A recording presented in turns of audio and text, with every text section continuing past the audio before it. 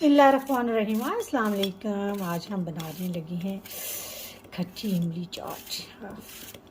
Fruit डालेंगे। सबसे पहले हम एप्पल की कटिंग कर रहे हैं।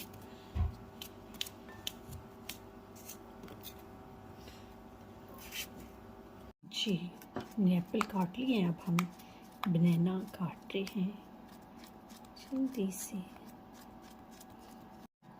अब हम अमरूद काटेंगे।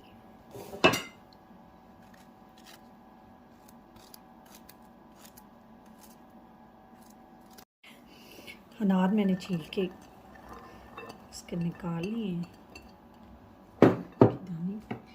ग्रेप्स भी मैंने वॉश करके साफ कर लिए हैं। जनाब, इसके ऊपर जाएगा हमारा मज़ेदार ये इमली की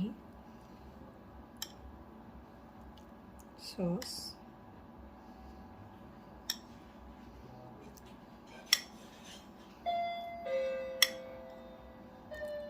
जी, अब इसमें चाट मसाला डाल दिया और किन्नू, मार्केट में ताज़ा किन्नू आया है, इसको अपन निचोड़ेंगे। इसका अपना ये खट्टा मीठा टेस्ट बनेगा। और कुछ मैं इसमें से 2-4 खजूरें ऐड कर दूँगी मज़े की। लीजिए, फ्रूट चाट तैयार है। इमली चाट आप करें इसका एंजॉय। मुझे दें इजाज़त। अल्लाह हाफ़िज़।